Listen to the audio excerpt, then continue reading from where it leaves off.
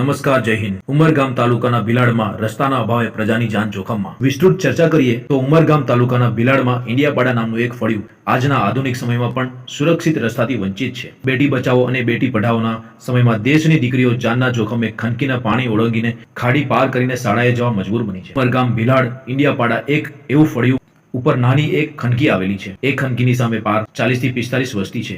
એ ફળિયામાં અવરજવર કરવા માટે આજ સુધી રસ્તો કે બ્રિજની વ્યવસ્થા નથી। ઉનાળામાં પગદંડીના રસ્તાથી અવરજવર થઈ શકે છે, પરંતુ ચોમાસાની ઋતુમાં લોકોને અવરજવર કરવા માટે ખૂબ જ તકલીફ પડે છે। ખાસ કરીને નાના બાળકો જીવના જોખમે પોતાના ભવિષ્ય માટે ભણવા માટે જવું પડે છે, અને કોઈ બીમાર વ્યક્તિને તાત્કાલિક હોસ્પિટલ પહોંચાડવાનું હોય ત્યારે સમયસર સારવારના અભાવે જીવ ગુમાવી શકે એવી પરિસ્થિતિ બની શકે છે। ચોમાસામાં વધારે વરસાદ આવે તો બાળક સ્કૂલથી છૂટ્યા પછી ખનકીમાં પાણી વધારે આવવાથી ખનકીમાં ડૂબી જવાના ભયને કારણે ઘરે પાછા ફરી શકતા નથી। આ સમસ્યાનો ઉકેલ હવે ક્યારે આવે છે એ જોવાનું રહ્યું।